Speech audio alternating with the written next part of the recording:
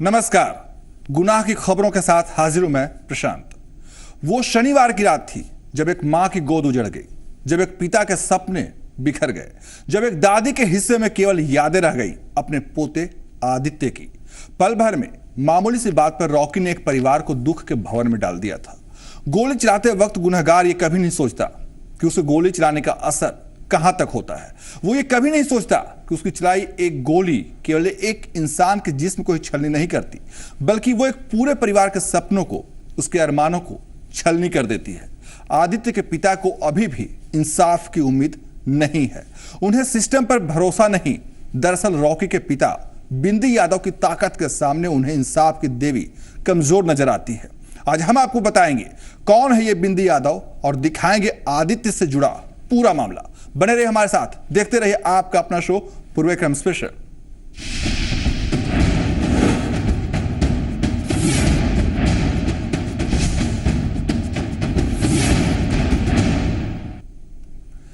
अपने दोस्तों के साथ पार्टी मनाना आदित्य को काफी महंगा पड़ा। इसकी कीमत उसे अपनी जान देकर चुकानी पड़ी। हालांकि 3 दिनों के बाद पुलिस ने हत्या के मुख्य आरोपी को गिरफ्तार कर लिया। रॉकी के पिता और उसकी एमएलसी मां, सरकारी बॉडीगार्ड, पहले से ही जेल में है। तारीख 7 मई 2016, जगह गया। गया के व्यापारी का बेटा आदित्य अपने दोस्तों के साथ पार्टी के लिए निकला था। वो अपनी स्विफ्ट गाड़ी में था। पार्टी के बाद आदित्य स्विफ्ट गाड़ी में दोस्तों के साथ सवार होकर बोध गया के लिए निकल गया। आदित्य का ख्वाब खुद का होटल खोलने का था और इसके लिए वो होटल मैनेजमेंट करने का इरादा भी कर चुका था। उसे होटल मैनेजमेंट की परीक्षा देने के लिए दिल्ली भी जाना था, लेकिन होनी को तो कुछ और ही मंजूर था। 7 मई की रात आदित्य बोध गया से अपने दोस्तों के साथ वापस अपने घर गया के लिए निकला, लेकिन गया के पास सिकड़िया मोड़ के नज़दीक मौत उसका इंतज़ार कर रही थी। जिस रास्ते से आदित्य आ रहा था उसी रास्ते से रॉकी भी अपनी लैंड रोवर कार में सवार होकर आ रहा था। रॉकी के साथ गाड़ी में एक सरकारी बॉडीगार्ड भी था। हालांकि ये बॉडीगार्ड रॉकी की मां को मिला हुआ था। खबरों के मुताबिक आदित्य की स्विफ्ट कार ने रास्ते में रॉकी की लैंड रोवर को ओवरटेक कर लिया। बस यही बात रॉकी को बर्दाश्त नहीं हुई और रॉकी ने इसके बाद आदित्य की स्विफ्ट कार को ओवरटेक कर रोका। इसके बाद दोनों के बीच बहस भी हुई, लेकिन इसी दौरान रॉकी ने अपना पिस्टल निकाला और हवाई फायरिंग कर दी। हवाई फायरिंग होते ही आदित्य और उसके दोस्त डर गए। वो अपनी गाड़ी में बैठकर वहां से निकलने लगे। तभी रॉकी ने पीछे से स्विफ्ट कार में गोली मार दी। गोली कार के शीशे को पार करते हुए पीछे की सीट पर बैठे आदित्य को जा लगी और आदित्य की मौके पर ही मौत हो गई। हम लोग ने उसे ओवरटेक किया हल्का। उसके बाद वो लोग अचानक पीछे से, हम लोग जब पुलिस लाइन की ओर मुड़े तो उन्होंने एक हवा में फायरिंग की। उसके बाद हम लोग ने जब गाड़ी साइड में लगाई तो वो जो भैया लोग आगे बैठे हुए थे वो दोनों को पहले जब वो अपना मिरर नीचे किए, वो विंडो मिरर, तो उसके बाद उन लोग ने हाथ चलाया उन पे। पीछे कुछ थे, कोई थे, उन्होंने फायरिंग किया। हमारे दोस्त बीच में बैठे हुए थे, उसी में आदित्य की हत्या की खबर मिलते ही उसके घर में कोहराम मच गया। लोगों को यकीन नहीं हो रहा था कि उनके घर का चिराग बुझ चुका है। इस घटना के बाद सभी आरोपी पुलिस की गिरफ्त से बाहर थे। इधर लोगों का गुस्सा बढ़ता ही चला जा रहा था। पुलिस पर आरोपियों को गिरफ्तार करने का भी दबाव था। सबसे पहले पुलिस ने रॉकी के पिता बिंदी यादव को गिरफ्तार किया। साथ ही रॉकी के साथ घटना के वक्त मौजूद बॉडीगार्ड को भी पुलिस ने गिरफ्तार कर लिया। लेकिन वारदात का मुख्य अभियुक्त रॉकी अभी भी पुलिस के गिरफ्त से बाहर था।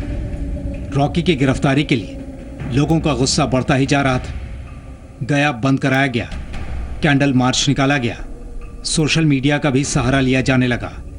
पुलिस पर लगातार दबाव बढ़ता जा रहा था। पुलिस ने रॉकी की विधान पार्षद मां पर दबाव बनाना शुरू किया। रॉकी की गिरफ्तारी के लिए छापेमारी भी चल रही थी और फिर सोमवार की देर रात पुलिस ने रॉकी को बोध गया इलाके से गिरफ्तार करने में सफलता हासिल की। जिला पुलिस जो है वह अनुसंधान कर रही थी। अलग अलग जगह पर सघन छापामारी और आसूचना संकलन चल रहा था। इसी क्रम में दिल्ली भी एक टीम हम लोगों की कल गई है। इसी सब अनुसंधान और छापामारी के क्रम में कल बोधगया थाना क्षेत्र से मेन नामजद अभियुक्त जो हैं रॉकी यादव, उनकी कांड में प्रयुक्त हथियार के साथ गिरफ्तारी हुई है। बोधगया में मस्तपुरा गांव अंतर्गत रॉकी यादव के पिता बिंदेश्वरी यादव जो हैं, उनका एक मिक्सर प्लांट है और साथ में एक डेयरी है। तो डेयरी जहां पर है उस इलाके में इनको जो है गिरफ्तार किया गया है पुलिस के द्वारा। पुलिस के साथ पूछताछ में रॉकी ने एसएसपी के मुताबिक अपने गुनाह कबूल कर लिए, लेकिन रॉकी मीडिया के साथ बातचीत में खुद को बेगुनाह बताता रहा। वो वारदात के वक्त दिल्ली में होने की बात कहता रहा।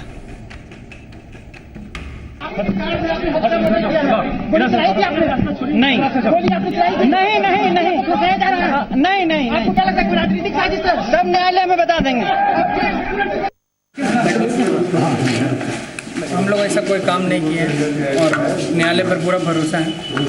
अच्छा, गोली मारने का आरोप नहीं, एकदम आरोप कुछ बेबुनियाद आरोप। क्या लगता है कि कोई राजनीतिक कारण से? अभी तो सब बाद में पता चलेगा, देखने का चीज है। किसी की दोषी नहीं मानते, बस हम ऐसे कुछ नहीं किए, बस ये हम जानते। अच्छा, पहले से इसीलिए न्यायालय पर भरोसा।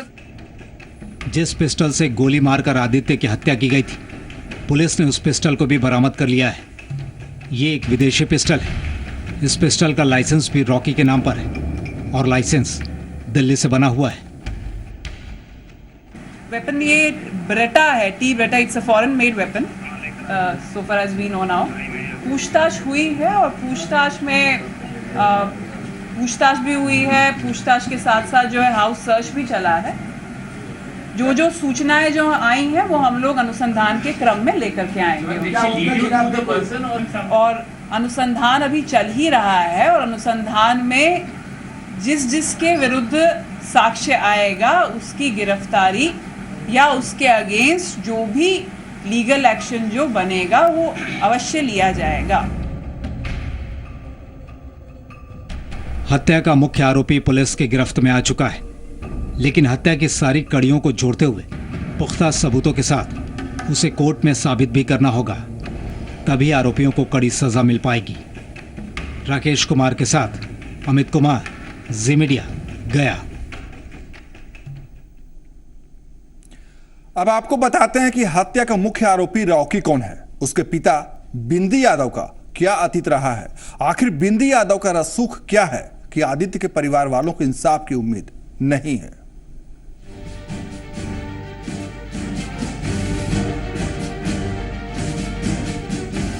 गया के व्यापारी के बेटे आदित्य की हत्या का मुख्य आरोपी राकेश रंजन यादव उर्फ रॉकी यादव गिरफ्तार हो चुका है और वो जेल जा चुका है। 24 साल के रॉकी के पास से एक विदेशी पिस्टल भी बरामद किया गया है। पुलिस के मुताबिक बरामद पिस्टल से ही आदित्य को गोली मारी गई थी। अब आपको ये भी बता दें कि रॉकी गन और तेज रफ्तार कारों का शौकीन रहा है और जो पिस्टल बरामद की गई है उसका लाइसेंस भी रॉकी के ही नाम पर है। जो लाइसेंस दिखाया गया है वो दिल्ली के बसंत कुंज थाने से जारी किया गया है। रॉकी को दिल्ली पुलिस ने 11 जून 2013 में पिस्टल का लाइसेंस जारी किया था। रॉकी के पिता का आपराधिक रिकॉर्ड रहा है। ऐसे में मनोरमा देवी और बिंदी यादव ने अपने बेटे को पढ़ाई लिखाई के लिए अधिकतर वक्त बिहार से बाहर ही रखा।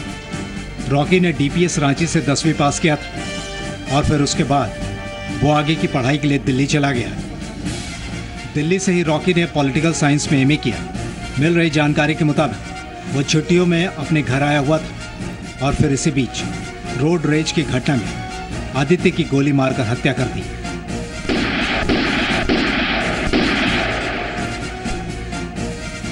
ये तो हुई रॉकी की बात।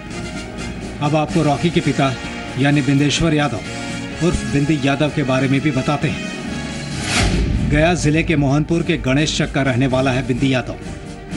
मोहनपुर और बाराचट्टी इलाके के जीटी रोड में बिंदी यादव खौफ का दूसरा नाम था। इस इलाके के जीटी रोड में गाड़ियां कहां गायब हो जाती थी किसी को पता नहीं चलता था।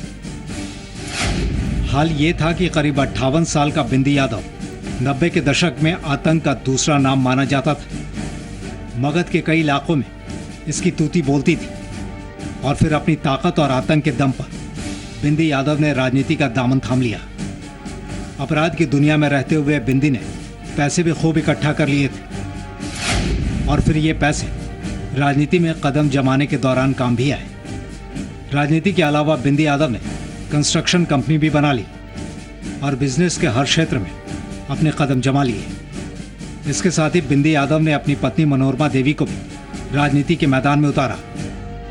2001 में हुए पंचायत चुनाव में अपनी पत्नी को इसने खड़ा किया। ये वो दौर था जब इलाके में बिंदी यादव का केवल नाम ही काफी था। नतीजा ये हुआ कि बिंदी यादव की पत्नी पंचायत चुनाव जीत गई। खुद बिंदी यादव जिला परिषद का चुनाव लड़ा और वो भी जीत गया। इसके बाद राजनीति में अपना कदम आगे बढ़ाता चला गया बिंदी यादव। 2010 में बिंदी यादव ने आरजेडी से विधानसभा का चुनाव भी लड़ा, लेकिन इसमें उसकी हार हुई। राजनीति में आने के बावजूद बिंदी का अपराध की दुनिया से नाता नहीं टूटा। 2011 में बिंदी यादव 6000 जिंदा कारतूस और 2 हथियारों के साथ गिरफ्तार किया गया था। इसके अलावा बिंदी यादव के खिलाफ देशद्रोह का मामला भी चला था। इतना ही नहीं, नक्सलियों से संबंध रखने का आरोप भी बिंदी यादव के खिलाफ लगा। कुछ समय पहले बिंदी यादव ने अपनी पत्नी मनोरमा देवी के साथ जेडीयू का दामन थाम लिया था। इसके बाद मनोरमा देवी जेडीयू की एमएलसी बनी, लेकिन आदित्य हत्याकांड मामले में जब पुलिस ने इनके घर पर छापेमारी की तो घर से शराब की बोतलें भी बरामद हुई और उसके बाद ही हत्या का आरोपी रॉकी भी गिरफ्तार हुआ। पुलिस के इस छापेमारी के बाद मनोरमा देवी को जेडीयू ने पार्टी से निलंबित कर दिया है। उधर आदित्य हत्याकांड मामले में बिंदी यादव पहले से ही जेल में है। ब्यूरो रिपोर्ट, जी मीडिया। आदित्य की हत्या का मुख्य आरोपी रॉकी गिरफ्तार हो गया, लेकिन आदित्य के परिवार वालों को इंसाफ की उम्मीद नहीं है। उनकी मांग है कि आदित्य के हत्यारे को फांसी हो, ताकि फिर किसी की हिम्मत नहीं हो कि वो किसी के घर को यूं उजाड़ सके। आपराधिक घटनाओं के घटने के अनेक कारण होते हैं। तात्कालिक परिस्थिति, मनुष्य का स्वभाव, बहुत ऐसी चीजें होती हैं जो आपराधिक घटनाओं के पीछे होती है। तो ये कोई कैसे दावा कर सकता है कि घटना घटेगी नहीं, लेकिन अगर घटना घटी तो उसके बाद क्या कार्रवाई हो रही है, यह मायने रखता है। तो कानून का राज का मतलब यही है कि अगर कोई अपराध करेगा तो वो कानून के दायरे से निकलकर भाग नहीं सकता। मुख्यमंत्री का साफ कहना है कि आरोपियों के खिलाफ सरकार सख्ती से पेश आएगी, गुनहगारों को बख्शा नहीं जाएगा। सूबे के मुखिया का यह बयान सुनकर लोगों को उम्मीद करनी चाहिए कि पीड़ितों के साथ न्याय होगा, उन्हें इंसाफ मिलेगा। लेकिन एक दूसरी तस्वीर भी सामने है। आदित्य के परिजनों को इंसाफ मिलने की उम्मीद नहीं, उन्हें मुख्यमंत्री नीतीश कुमार की बातों पर यकीन नहीं हो रहा। गिल्टी क्या करेगा, उसका तो पैसा ही है। उन लोग का तो खानदान का रिकॉर्ड उठा के आप देख लीजिए, उसके माँ बाप का पूरा हिस्ट्री उठा के देखिए। उन लोग को क्या गिल्टी है, क्या गिल्टी होगा उन लोग को? कानून व्यवस्था की आप सेटिस्फाइड हैं केवल गिरफ्तारी से? गिरफ्तारी से क्या है? जब तक स्पीडी ट्रायल हो के उसको सजा नहीं मिलेगा तब तक हम क्या बोलेंगे। केस कर देगा, धीरे धीरे केस खिंचाएगा, केस खत्म हो जाएगा। उन लोग का तो पूरा यहाँ रिकॉर्ड ही यही है। अब वो दिखाए तो अपना सुशासन, अब रिजल्ट करके दिखाए तो तब ना मानेंगे। अभी तो उनका इम्तिहान का वक्त आया है, टेस्ट में पास हो जाएं तो देखें। इनके बेटा का बलि दे के टेस्ट में पास हो जाए। मेरा बच्चा तो चला गया ना। अब मेरा बच्चा का जो हत्या हुआ है वो तो इनका टेस्ट पेपर है। अब उसमें वो निकलते हैं कि फेल होते हैं, वो देखिए। आप भी रहेंगे, हम भी रहेंगे, सब कोई रहेगा। देखिए रिजल्ट क्या आता है। परिवार के लाडले की हत्या के बाद उसकी हत्या के आरोपी को गिरफ्तार कर लिया गया। जी हां, आदित्य की हत्या का मुख्य आरोपी राकेश रंजन यादव उर्फ रॉकी को गिरफ्तार कर लिया गया, लेकिन उसकी गिरफ्तारी के बाद भी आदित्य के परिजनों को यकीन नहीं है। यकीन नहीं है कि उनके साथ इंसाफ होगा, यकीन नहीं है कि उनके बेटे के हत्यारे के साथ सख्ती होगी, कानून सख्ती से पेश आएगा। अब जंगल राज का है, ये तो पूरा वहाँ मंगल राज वहाँ बना हुआ है। जेल उन लोग का तो घर है, उन लोग के लिए तो जेल घर है।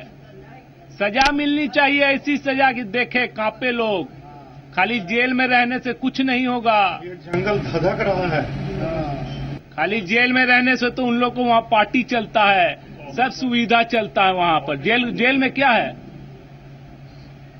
जेल में स्पेशल कमरा मिल जाता है, स्पेशल लेटरिन बाथरूम मिल जाता है, सब चीज तो उनको तो सुविधा, उनका तो घर हो गया जेल। जेल नहीं, सजा दो, स्पीडी ट्रायल कराओ, फांसी की सजा दो, ताकि हिंदुस्तान का हर बच्चा, हर बिहार का बच्चा रहने लायक बने, अपना शौक अरमान पूरा करे, हत्या नहीं हो। आप लोग का भी बाल बच्चा है, हर हिंदुस्तान के आदमी का बाल बच्चा है, सबको ऐसे ही मारते चलोगे क्या? अपने बाल बच्चा के बारे में सोच के इंसाफ करो। मेरा तो गया, बाकी के बाल बच्चा के बारे में सोचो। अपने बेटे को गंवा चुके इस पिता को यकीन नहीं है कि उसके बेटे को इंसाफ मिलेगा। वो नीतीश कुमार के सुशासन से भी इत्तेफाक नहीं रखता। एक लाचार पिता सूबे के मुखिया से सवाल करता है कि अपराधियों के डर से क्या अब लोग बच्चे पैदा करना छोड़ दें? क्या कर रहे हैं नीतीश जी? बताइए, आप ही बताइए, गलत कर रहे हैं तो आप ही बताइए, हम लोग क्या करें? बाल बच्चा को पैदा होते साथ मार दें? निर्वंश रहें? बताइए नीतीश जी, निर्वंश रहें? बाल बच्चा को पैदा होते साथ हर हिंदुस्तान का आदमी अपने आप को घोट दे गला, पैदा ही नहीं करे, इससे अच्छा सूना हो जाए बिहार, सूना हो जाए हिंदुस्तान। अपने लाडले को खोने के बाद ये परिवार अभी तक सदमे में है, उबर नहीं पा रहा सदमे से।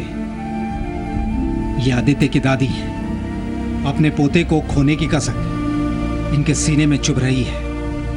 अपने पोते के लिए ना जाने कितने सपने अपनी आंखों में संजो रखे थे, लेकिन अब वो सपने बिखर गए। उन बिखरे सपनों की पीड़ा आंखों से बाहर आने लगती है और फिर ये आंसू सवाल करते हैं सूबे के उस मुखिया से जिन्हें चुनकर इन लोगों ने भी भेजा था।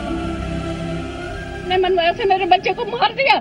मेरे बच्चे का टिकट हुआ 12 तारीख को, उसने जाना था, इम्तिहान देने पड़ गए और कहाँ स्कूल चला गया। अगर ऐसे नीतीश का बेटा जाता तो क्या होता? कितनी उसके कलेजे में दर्द होती है। इसको अब न किताब बनाए, न कहानी बनाए, न मनो दुनिया का तमाशा बनाए, खत्म कर दे, कहानी खत्म। मेरे बात पर चले, नीतीश तो है ना, जो कुछ है सो है, हम दुखी आदमी। मेरा कलेजा फट रहा। अगर उसके पोता को, नीतीश के पोता, लाली के पोता को गोली लगता तो क्या होता दुनिया में? बताइए आप लोग, क्या होता? न अब आदित्य लौट कर आने वाला है और न बिखरे सपने कोई समेट पाएगा। एक घर का चिराग बुझ चुका है, लेकिन सवाल अभी भी बाकी है। सत्ता और ताकत के गुरूर में कोई इंसान इतना अंधा कैसे हो जाता है कि उसे सामने वाले की जान की कोई परवाह नहीं होती, सामने वाले के दर्द का एहसास नहीं होता। एक पिता की कातर आंखें इंसाफ के इंतजार में है। वो हत्या के आरोपी रॉकी के खिलाफ कड़ी कार्रवाई चाहते हैं, उसे फांसी की सजा मिलते देखना चाहते हैं, ताकि फिर कोई रॉकी जैसा शख्स ऐसी हिम्मत ना कर सके, ताकि फिर किसी के परिवार का फूल कोई ऐसे ना उजाड़ सके। हम तो कहते हैं हिंदुस्तान का हर आदमी जागो, हर बिहार का आदमी जागो और अपने बाल बच्चा के बारे में खड़ा होकर इंसाफ करो कि क्या वो पैदा रहना चाहिए धरती पर कि उसको मर जाना चाहिए, और नहीं तो अपने हाथ से मार दो, अपने हाथ से मार दो, खत्म हो जाएगा स्टोरी। कोई जरूरत नहीं है घाट पर जाने का, कोई जरूरत नहीं है दाह संस्कार करने का। मां की आंखों में बहते आंसू और बदहवास पिता को अब कौन ढांढस दिलाए? बूढ़ी दादी की निराशा के भंवर में डूबती बूढ़ी दादी की उम्मीदों को कौन बाहर निकाले? सवाल है कि अपने ही राज्य में, अपनी ही जमीन पर कोई इतना खौफजदा कैसे है? कानून के रहनुमाओं पर से भरोसा क्यों उठता जा रहा है? राकेश कुमार के साथ अमित कुमार, जी मीडिया, गया।